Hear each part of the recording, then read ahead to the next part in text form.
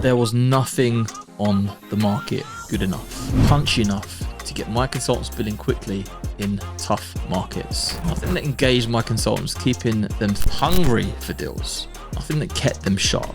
See, no one was as good at training my people as I was. But this took a lot of my time. What was available for my senior consultants? How could I maximize their revenue? There was nothing on the market that truly made my people feel invested in, that I would be comfortable putting them in front of. So we made it. Find out why people are joining the RecWire Plus recruitment platform. Link in the show notes. Back to the show.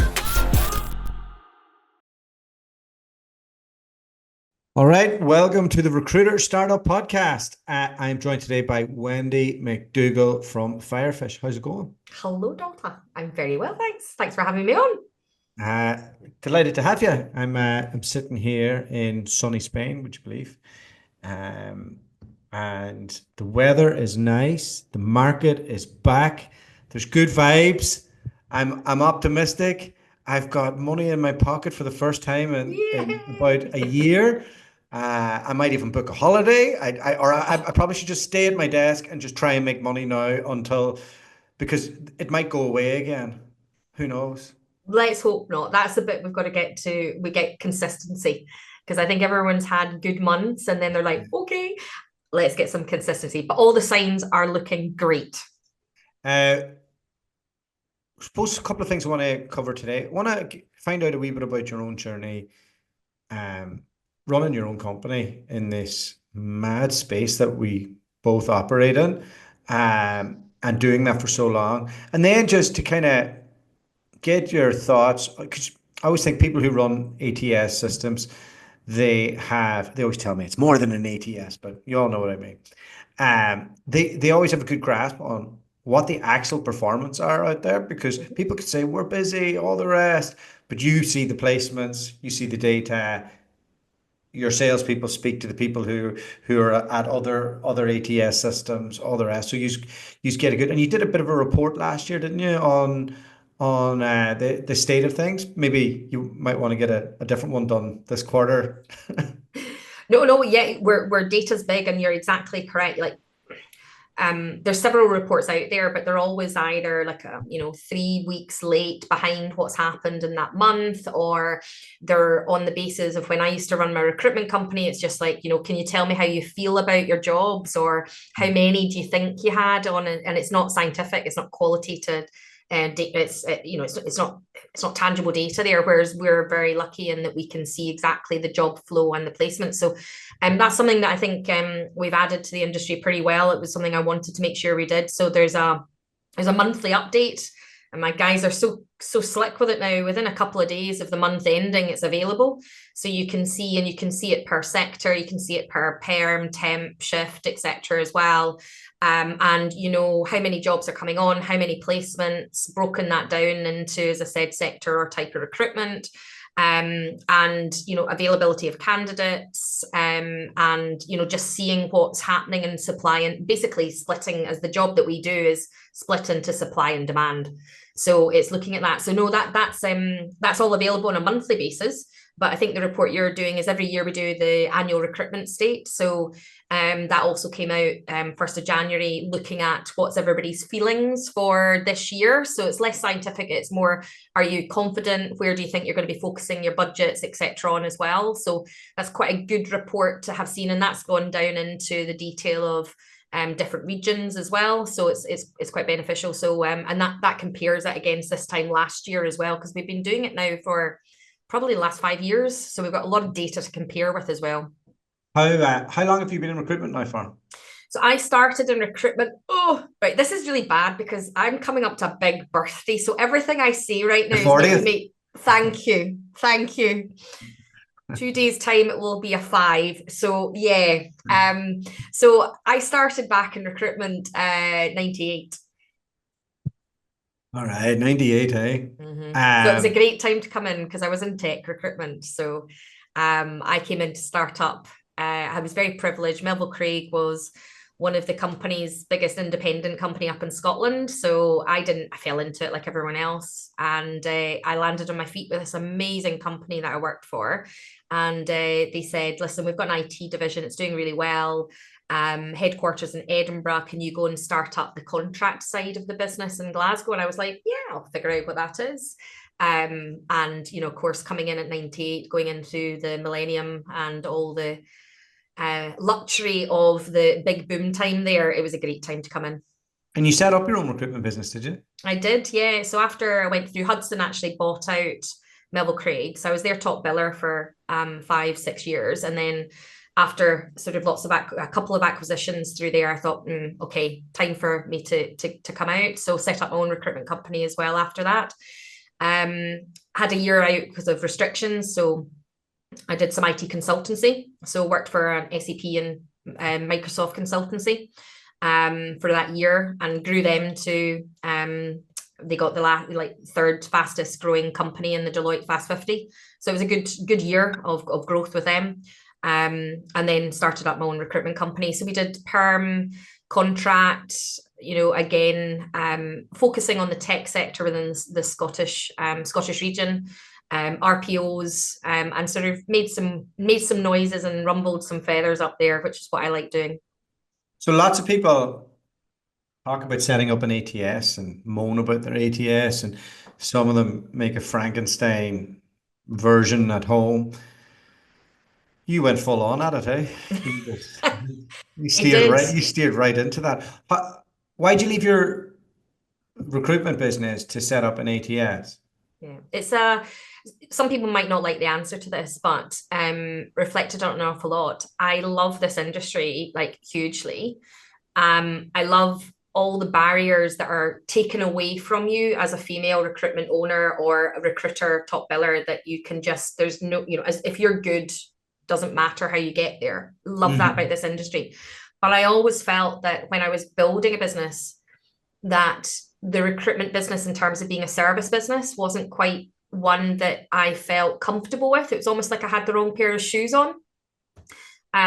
Whereas, I had been from a tech background, and I say that, everybody, if that's listening to this, would just laugh if they saw me try to code.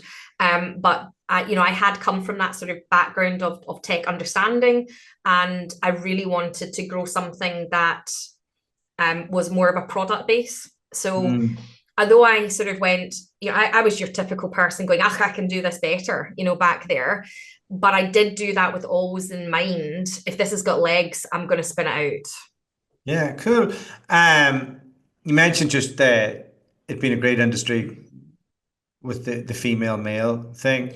I've walked around the expos. It's full of women talking, but you're one of the only female leaders selling. A lot of when you walk around, it's all men who are selling rec tech, and then I always see you there with your stall and all the rest. Do the flag? Yeah. Do you notice that? Listen, it's a known statement that it's not, it's just, female entrepreneurs in terms of a product-based tech industry. It is a complete minority. And then, it even goes to only 8% in the last couple of years have actually been able to raise any money in terms of being a female leader. So unfortunately, we are in the minority of growing, of running tech businesses. So I haven't actually looked at it going, am I actually the only female here leading and selling? That's maybe something I should look at. But you know what? I've never cared. I've just gone and battered down doors and do what I do. So it's never really been a thing for me, but it's just a statement. And I mean, we could go into all the different stats, at the end of the day, growing a tech business, I mean, I can make far more money quicker as being a recruiter. All right, that is the bit that a lot of people thinking, I can do this better. Yeah, that's fine if you don't want to make any money for a long time.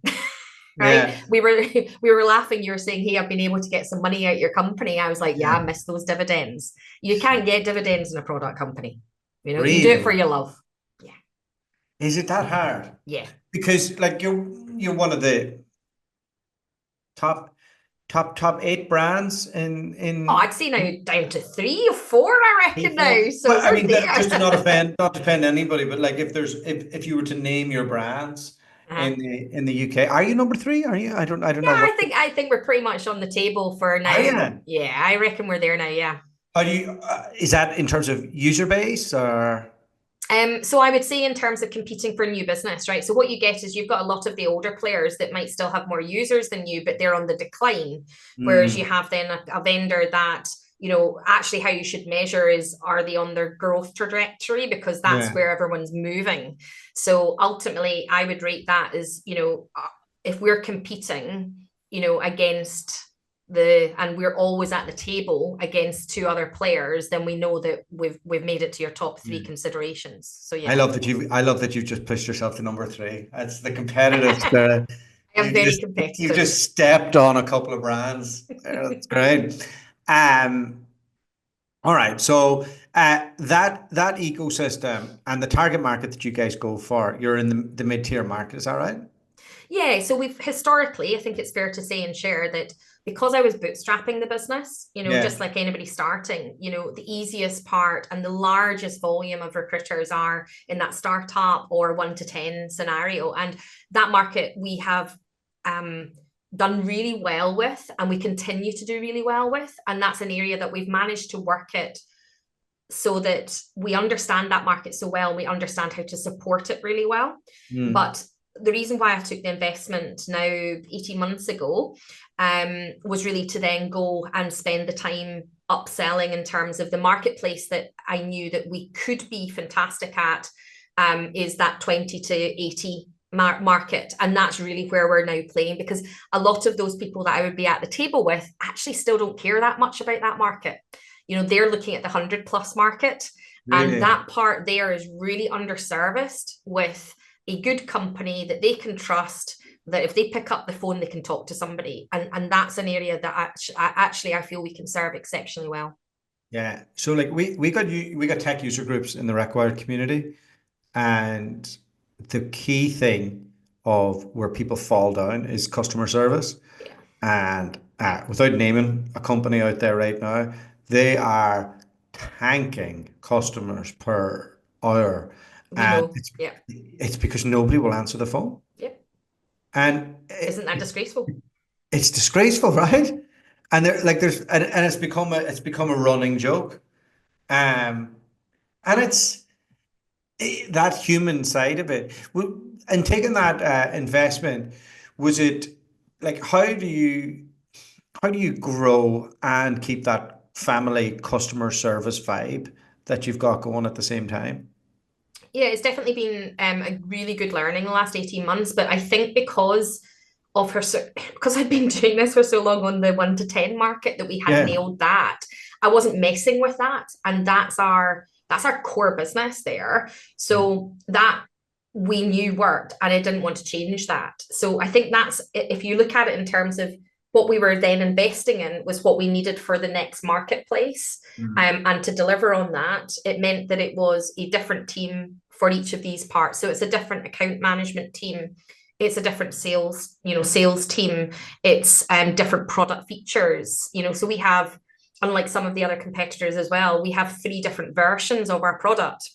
So that helps us to make sure that we're building the key and including the key features for the 1 to 10s that are going to need, but it doesn't get too noisy, because that's what I've seen a lot. A lot of good products have come out there, and then suddenly they've upskilled in terms of different markets, but they're just throwing everything still into the product.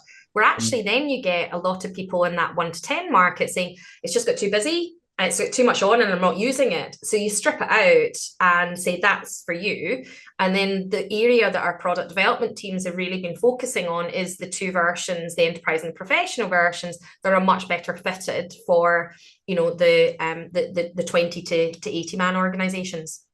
So when you're building those when you're building an ATS, how do you decide whether or not you give the integration to companies, or you build your own data analytics, Mm-hmm. or do you do that step by step, or as part of this investment being we need to play catch up with all of this and bring that in house?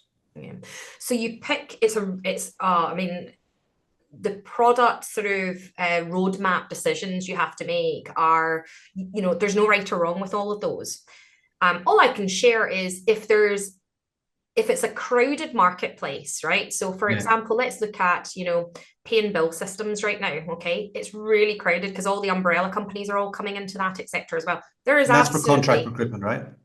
Yeah, temps or contracts, whoever. So any vehicle that if a recruiter books somebody, then instantly they want that information to go into the next part of that journey for either time capture or payments or going into an accounts book, etc. as well, right? That is a very, not the timesheet part, but the pay and bill side of it, getting them paid and then billing the client. That's a very crowded marketplace, right? So there's no, I don't know if I'm able to swear, but if in chance, you can swear. That's good. Well, there's fuck all point of me going in and messing with that market. So that's an integration play. Okay.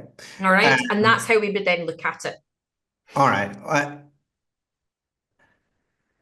So that's an interesting. So how do you make those decisions? Like I suppose a lot of it is still down to, well, we're led now much more scientifically. I suppose it has benefited the business, rightly or wrongly, that I am the person that I would want the product to work for. So I am the persona we're selling to, right? So in the earlier days, I made all the decision. I was God, right? Yeah. And I just went, no, yes, yeah. Oh, that's how I beat my competitor. That's my strategy. It's like a bloody chessboard, right? Yeah, right. And you just have to play your strategy cards and go and go and annoy your competitors. Like, for example, we annoyed everybody because we had that web integration. We took that blocker off.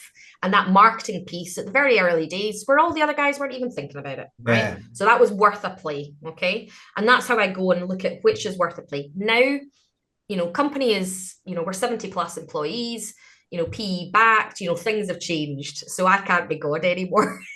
No. And ultimately, what we did do at the very early days is that I wanted to make sure I was sense checking a lot of the decisions. So we've had an open community for, voting on that. It's a company called User Voice actually out there that we've been there for, since we set up the company. I set that up. And it's one that I would say in the very early days, we were keeping up with really well in that they would be driving what they wanted. They'd focus that through. It gave us a very efficient way of getting what our customers were looking for and then being able to run the roadmap around getting those things in. I think then, to be fair, we then went through quite a lot of growth and that was hard to keep up with, but we still tried. And we're now at the stage where we've got the resource and the plannings and the teams, the development team. We're now running 5 dev teams, right? That makes a big difference in all the different core areas. So we're now back on that and running that very successfully through, top 10 things are getting locked down every quarter and they change. So we don't have any rule books. I'm very against the rules. So we don't have any rule books that we've got to, just because I say to an investor, that's what we're doing for that year, that's not, it'll be like, we'll lock down for that quarter. Like I'm just about to go and lock down with our head of product, what he's wanting to do for the next quarter, right? And that will change with whatever the market's changing because the recruitment market changes so quickly. Supply, demand, sell, attract, too many candidates, less candidates. And we've got to react like that. So I had a few beers with a founder, a tech founder a while back, recently actually, without going into too much detail. He said to me, if AI had been around, I'd not have been able to sell what I sold.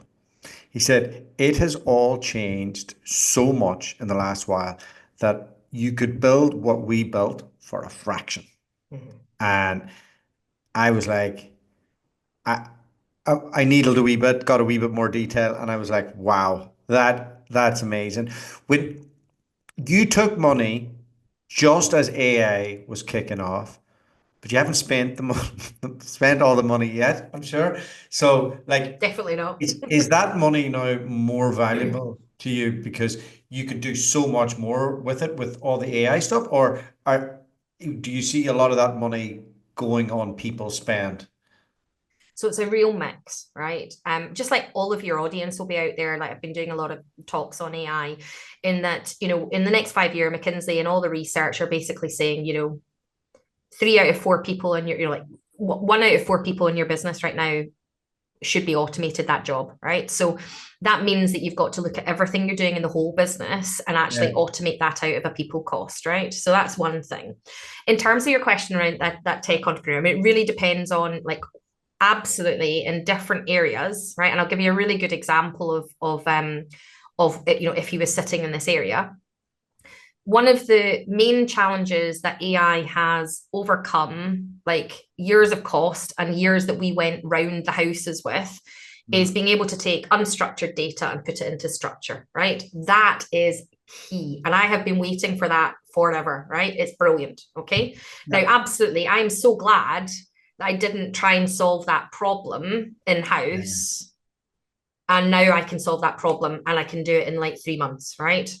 Whereas that could have taken 2 years. Well, like Daxtra is the only one really that was able to do that. And now I'd say that we're almost taking that better than what, because Daxtra spent its whole business almost just doing that. And they did it really, really well. But it's old school now, and taxonomies and structures and everything else, whereas the AI can just go and do that like that. Now, you've had a huge growth of lots and lots of these AI companies, right? They're all doing the same, right?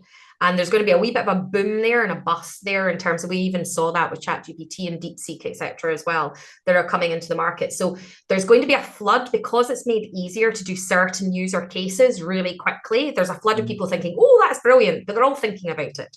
So from a CRM, ATS, whatever you want to call it, there's pockets of areas that we can just go from 0 to 10 in a couple of months, right? Brilliant.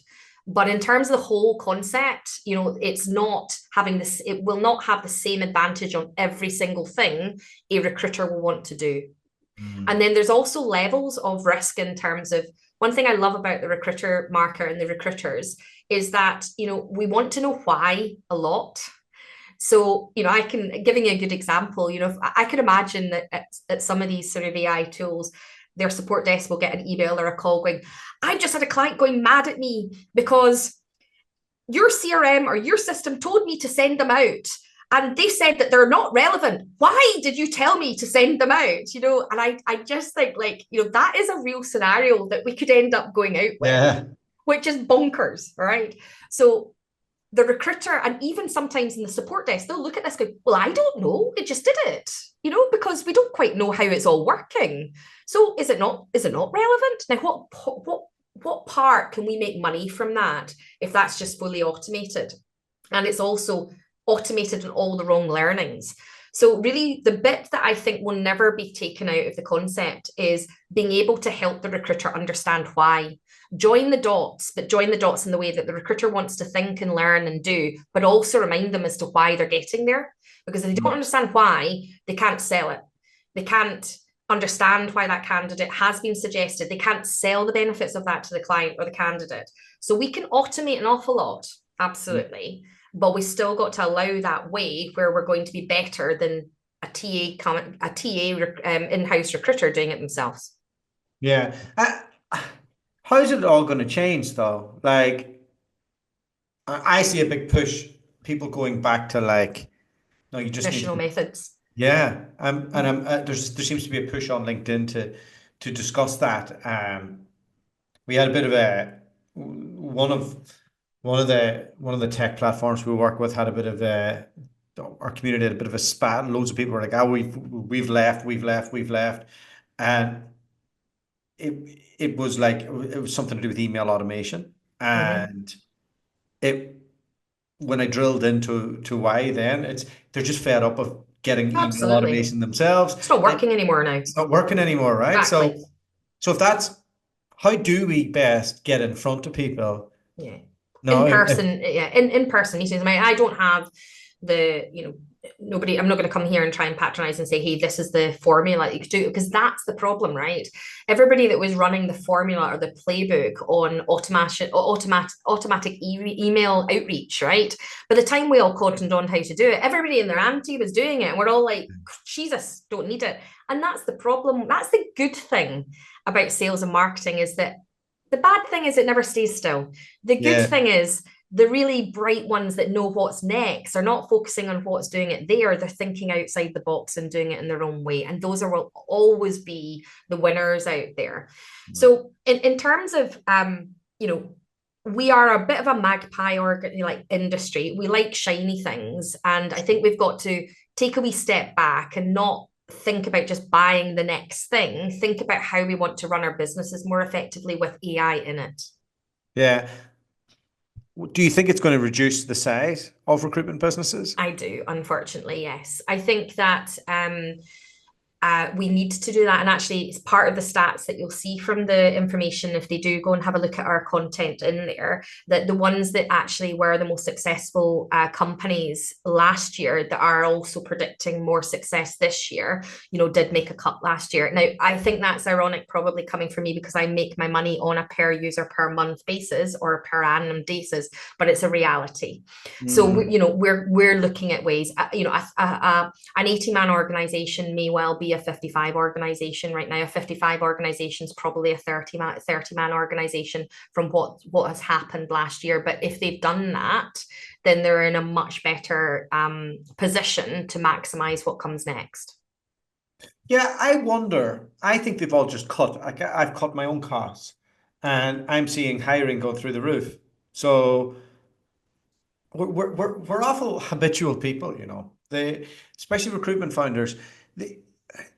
Ultimately, they'll always come back to hiring a 3 and hoping 1 survives.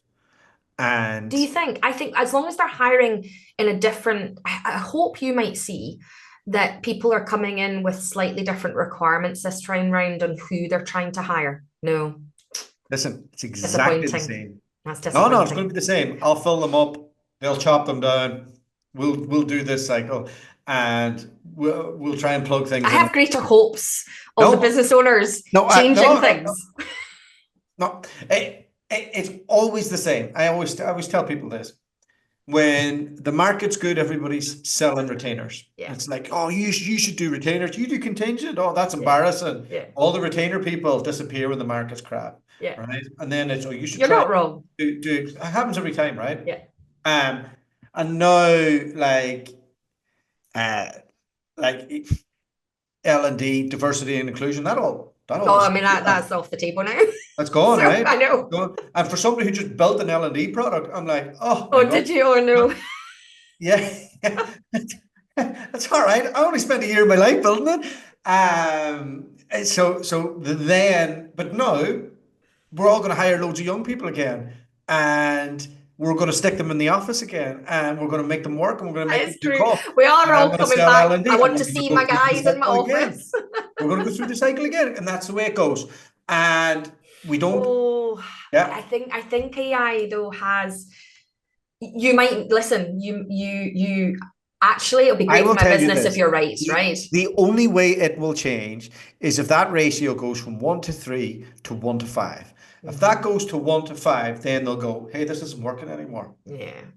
But if you catch an up market, it might work. So let's say the thoughts are that you can do more with AI than you could before, right? Yes. And everybody sells different models and this and that, and there's a lot of talk about the layered approach now. Maybe AI could make the 360 more efficient. I think that's the way I'm looking at it, is that every job can be more productive, right? So if we're able to sort of take out the stuff that's totally unproductive, as a sort of way I'm looking at it from a product lead point of view, I've always looked about, can we join the dots better for a recruiter, right? In a more effective way. And AI is going to speed that up for us. I'm not going to say that suddenly AI is coming in and everybody's going to, start recruiting whilst doing headstands, right? But if we can eliminate a lot of the crap out of it, then I think that's good. How many dials do your sales guys do a day? Oh, I don't know. I don't manage them. Ask Donna. She's managing them now. Yeah. Well, whatever it is, double it. You'll make more money. If you can get, I think we've gone away from stuff that that made, like if somebody was to call me, there's a good chance that you're gonna sell me something. If I get it, I don't even check my emails. So I think the way that I operate off WhatsApp and my phone all day. I don't think I'm that different to a lot of people, you know. I think there's different preferences, I would say, right? So you are a big phone person, obviously there, right? I actually do operate I find emails completely, I find them very effective for me. I'm on all the channels because I've got to be anyway as well. But actually, I hate people selling to me on the phone, right? But I'd much prefer somebody contacting me, giving me a reason as to why, and then I might take their phone call. So everybody laughs at me when somebody, like when we're in the office or when I'm in and somebody tries to canvass me. I am a nightmare because I'm a terrible person to sell to.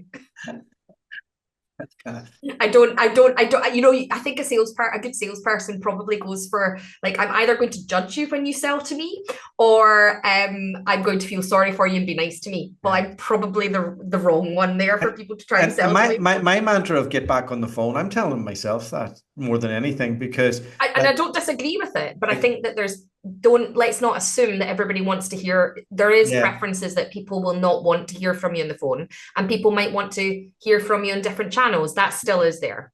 Yeah, and look, I've always kind of built up my system. So I do the media, and then I do the catchment of the community, and then we do the value add within that, and then that exactly. I mean, if you called me, I might be nice to you, Dualta, right? So, you know, because I've had at least 8 touch points of seeing value and credibility in the industry. There you go. There's a compliment. So I will take your call, and you deserve my time, right? Others, no, right? Yeah. I tend to take calls, but well, I don't get sold to that often. Like I don't know, but maybe I'm just not a good customer. Well, if you're just paying yourself this year, maybe they might start selling to you, Dualta. There you go. Oh my God. Yeah, that's for holidays and all the rest. Tell you, it's been hard. I know. So you've gone from a bootstrap to a PE-backed company. You're in the mid-tier market in the UK, and you're positioning yourself as number 3, which is correct. Thank you. I'm glad you have just repositioned that. Thank you for me. So that puts Bullhorn and another ahead of you. Who's the other one? Well, the other one might be the one that was the reason why we raised all the money. At the same time, they were just exiting, so I saw the opportunity to take that. Hey, tell you what. That's so good. The timing was definitely motivated by that. So yeah, all right. It's a small industry for sure. So yeah, customer service then. Yeah, I mean, fortunately, that's been something that, you know, I would never run a company that didn't provide really good customer service. And that is something that I have been so passionate about from the start. And, you know, it's in our own values. Like, we've got 3 values, you know: strive to do your best, be your customer, and love the fish, right? And that's all about be your customer, make sure we're thinking about from the customer perspective. And although it's hard work, that's why everyone's dropping the phone and everything else. It's hard work to manage all of that.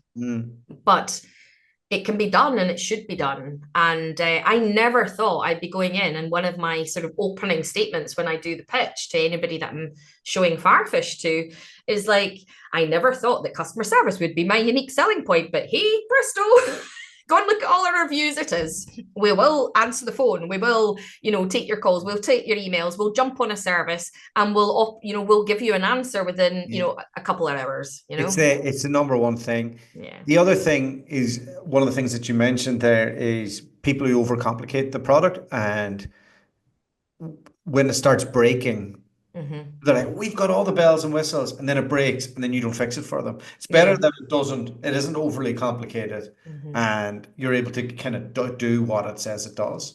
It's a constant product battle, isn't it? And it's that chessboard that you go back to. It's the battles you're going into. You know, we're entering a new area of really doubling down on our temp shifts and time capture element of it. So that's a different area that we're really expanding out to as well. And you are integrating that to the current product, because the last thing I want, a lot of the players out there have either just gone and bought or acquired and sort of stuck it together, and it doesn't flow. A recruiter needs something to flow. So it's very important within our product team that we're constantly thinking about how we build it into the existing product to make that flow. And it's hard, it's not easy. Well, you're UK focused? Are you going to look at the international marketplace as well? No, so we've got we're in about 30. We're actually in about 30 countries, and we're fully good for anybody that is operating in those fully, multi-currency and localities, the time zones, etc., etc. I think we could have a user group in Cyprus. We have very strong Cyprus candidates, and we did have in Malta, bizarrely, as well. But we tend to stick with selling from a UK base, because we can keep up to date with the compliance. We're quite heavy in compliance. We can keep up to date with those things that are hitting the UK market first, and make sure that we're front runners in that. And personally as well, that will probably be the next stage of the company in terms of the internationalization. And that's definitely a role for somebody that likes to travel more than me. So you don't like to know? No, I'm very happy with really growing it from the UK base. We've got such an opportunity to expand to those international markets, so that'll be somewhere that I'll be looking to bring somebody in to do that next piece of the. Nice. Not that I'll still be part of it, but like that next piece will be a focus on that afterwards. And would you mirror what UK recruitment firms do? Would you look at Germany, the US as the two first I think ones? it's all up there. And again, remember, I quite like doing what everybody doesn't do. Yeah. Okay. So I'll be looking at the opposites or a different area that you're going to keep up your sleeve anyway. Yeah. Okay. Look, lovely to talk to you. I could talk to you all day about this. Well done, and congratulations on it. I want, next time I get you on, I want to talk to you more about the journey from independent owner to PE. Yeah. What that looked like and the complexities of that, because that's a mindset. The whole. Yeah. That's just a personal journey. It's like I now actually have to almost report into somebody. That was never going to be. You've got to be ready for it. Yeah. And I think I was ready. I mean, it took me long enough. Yeah, look, it's a podcast in itself. Yeah. So we'll do that next time. But thank you so much for coming on. Really interesting. Thank you for having me. It's always a pleasure, and hopefully see you soon. Yeah, great.